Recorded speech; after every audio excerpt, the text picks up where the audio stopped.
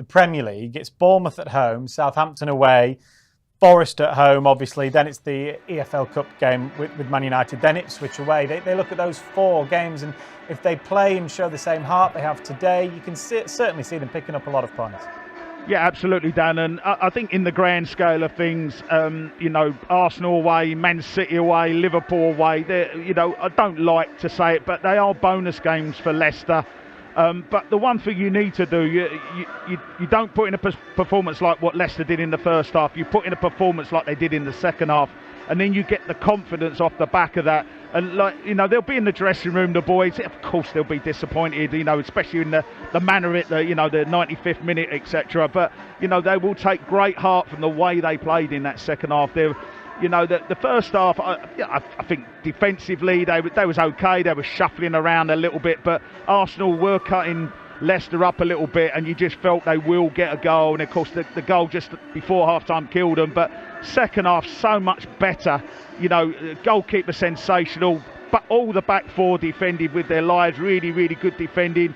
The midfield seemed to get hold of it a little bit more. There was better play from defence into midfield up front. Jamie Vardy held the ball up more. He got him behind a couple of times, and the boys have already mentioned Buonanotte really, really came good in that second half. He didn't seem to know where he was in the first half. He was sort of wandering around a little bit. In the second half, he played really well. So there's a lot of really good things that Steve Cooper can take, particularly from the second half. And as you say, Dan, with those games coming up, they're the ones that are going to shape Leicester's season. They're the games that will dictate whether they're going to be in the bottom 3, the bottom 6, or in mid-table, or hopefully a little bit higher. If you start winning those games, then you push up the league and get to where you want to be.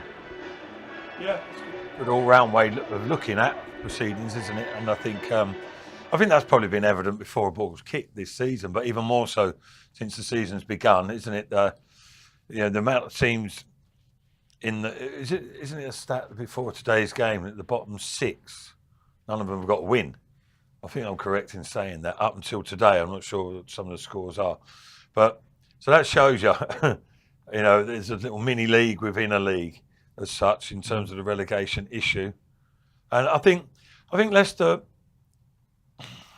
Saying about there's not a reoccurring theme. I wouldn't classify it as that with conceding the late goals, but there is in their performances slow. Sometimes sluggish in the first half, pick the pace up, the tempo is a lot quicker, there's more fire in their play in the second half, more control even at times. And if they can do that, bring that into the first half as well, against the lesser teams, hopefully an ideal time to do that, then you're really in with a good shout of winning a game.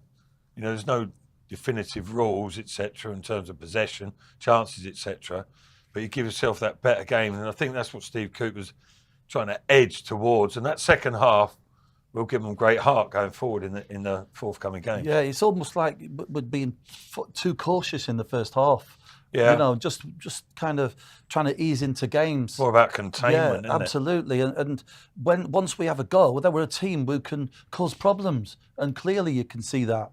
Okay, we need a win. Yeah, let's look at just the next one game with Bournemouth. We've got to win that game, get 3 points under our belts, and the season's going to take off because you've got 3 games after that. Then your confidence is high, but don't look anywhere past Bournemouth at the moment. And let's give them some credit today, because that was that second half was a real disciplined, organised a team that I saw that had a threat in the end, and that's what we've not seen in the first half of many a game this season. So I don't know if it's a conscious thing, or like they set their stall out like that, or it's just how it transpires.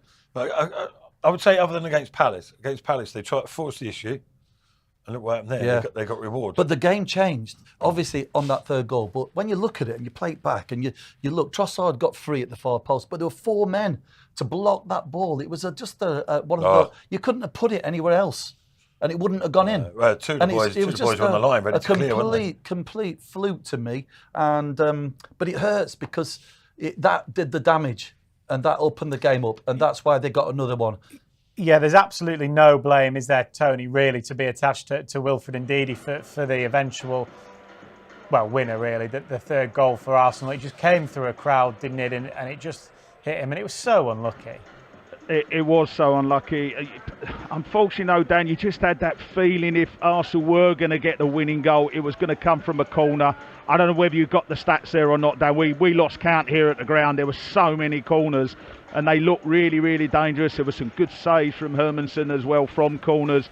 But no, there's nothing Wilf could have done. You know, Trossard's just trying to play it back across. It's hit the inside of his left knee, I think, and then it sort of almost looks like it goes through the goalkeeper's legs as well. But what I would say, I think there was a defining point in that second half, and for me, it's got to be when Buonanotte was fouled by Calafiori. Yeah. And I just get so frustrated with referees because it's a yellow card. It is a yellow card. It's, all right, he's already had a yellow card, but that's not the referee's fault. Do your job. If it's a yellow card, give him a yellow card, and if you then got to get a second yellow card, it is not the referee's fault for spoiling the game or spoiling Arsenal's, Premier League title hopes. It's irrelevant. If it's a foul, if it's a yellow card, give the offence. And if Arsenal go down to 10 men, and there was 15 minutes left, I think, who knows, Leicester might have got a winning goal. I've got to agree with you, Tony. Tony, completely agree with you. That was a game changer. Absolutely, and you know what? It was clear and obvious, wasn't it? They'll play that, and that referee will look at that tonight and go, "Oh, well, I've made a big error there." And but what that could have done for Leicester would change the game. It would. To compound matters, Yep. Buonanotte gets booked as well. Yeah, gets booked as well. Unbelievable. But we know why he got booked, because you can't do that anymore. Yeah. But the fact is he should have been booked for it, and he should have been sent off, clearly. Let's talk about the Leicester goal, Tony, the second one in particular, obviously.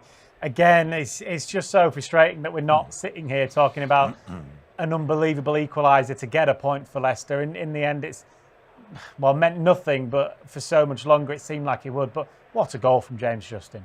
Yeah, I mean, the first one, Dan, is a header that's deflected. It's definitely James Justin's goal for me, because it was going towards inside the far post. So you've got to give that first goal to him. But the second goal, I tried to describe it in commentary. It's so hard to do that skill. When I'm sitting literally right opposite where Ndidi's crossed the ball, and he's right out on the left wing, and I'm looking, I can see two Leicester players coming in at the far post. And I'm thinking, well, if he crosses it now, but it's probably not going to go to anyone. But he's putting a fantastic cross. And James Justin, the way he sort of alters his body, he does his steps and just gets his body in the right position to hit it. And I said, I don't personally think you can hit too many better goals than that. It's the way he cuts across it. I love. It's not a technique you see too much nowadays. I think John Duran got one for Aston Villa the other week where he hit it with his left foot and the ball's gone one way and curled away from the goalkeeper. And James Justin has done exactly the same thing. He slices across the ball. It's amazing technique, and I wasn't right behind it, but I got a fantastic angle, and it was one of them. As soon as he hit it, you're thinking that's going in, and when it hits the post, it's always, you get more drama, don't you, when the ball hits the inside of the post or the crossbar as well. It was a fantastic goal, and it should have been a goal that we're all talking about tonight, and so what a goal to get Leicester a point at Arsenal. That's what we should have been talking about, but unfortunately, things changed in the injury time. But brilliant goal from James Justin. Yeah, it's a goal we'll talk about. We still will talk about for a long time, Bolshy, just because of how good it was. It's a shame again that you know what? You could see the body shape and everything as the ball was coming over. He'd set himself ready. He knew exactly where the ball, the timing, the connection with your foot. Just everything about that to teach someone. Is a skill in itself, and it's a very hard skill to do. I've scored a couple of volleys, actually. Here we go. I just wanted to tell you, Sunderland was one as well, and I can remember it's not easy, and that was a volley, came out like that, but not as good as that one. But I can remember. But it's a hard skill to do, and to get the top spin as well. The way it went away from the keeper, it was a great strike, yeah. And fair play to him, because he had a bit of a tough half, didn't he? Did James Justin in that first half? But they seemed to get some togetherness and that kind of. They were a lot more solid and organised, and they were prepared to have a go. And that's what I like about this team when they do have a go. We've got fast players, still Mavididi, you've still got Fatu, you've got Vardy, all with a lot of pace. And listen, Buonanotte, he's got some technical ability about him. He looked a danger to Arsenal, because they lost it in midfield. We were playing right through the middle at will. It was unbelievable, really. Yeah, James Justin, he pulls one out of the hat every now and then, doesn't he? Was it against Stoke a good few years ago, wasn't it? Now? Oh, it was a beauty score. And then I remember. Yeah, against Cardiff last year, the goal of the year contender, stroke winner. but it means nothing now. It means nothing. No, does but it? fair play to him as well, because I think it sort of typifies how Leicester are at the moment, really. But Justin and Buonanotte, as you mentioned, well, and so's Tony, struggled first half, understandably so, against Martinelli and everything that was going down that left-hand side of Arsenal's. But then to brush themselves down at half-time, they must have had a little bit of a word. The manager's mentioned a couple of things.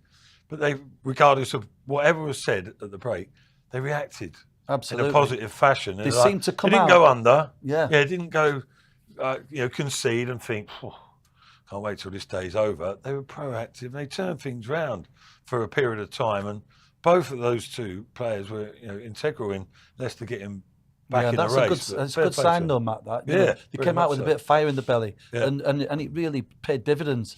They looked a team again, and because everyone, I'm guessing, would have thought the same as we did. We thought this game looked beyond us, but you've got to have the mentality. And whatever Steve Cooper had said, they came out and they had a good go at that.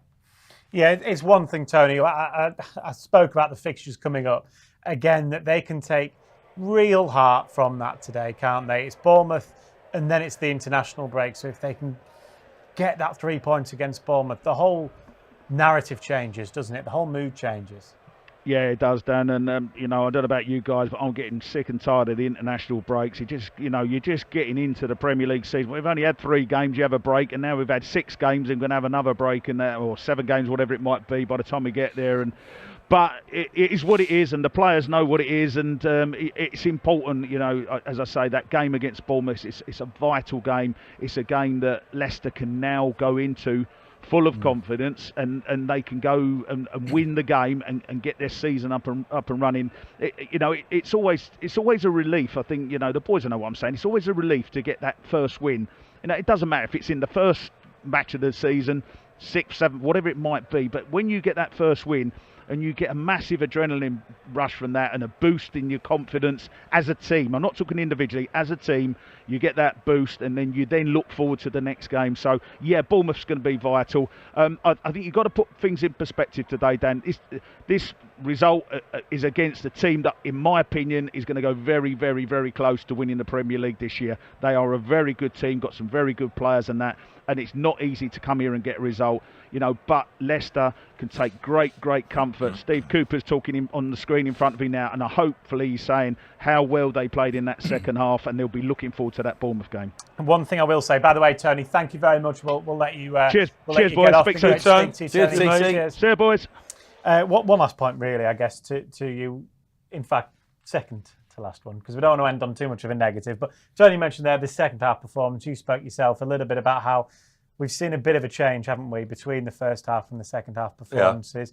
Yeah. If they can maybe replicate what we've seen in a lot of the second halves from the off against Bournemouth, then you can't see anything other than. It's just a belief, though. Sometimes, and I think we were being cautious, like I said earlier, Matt.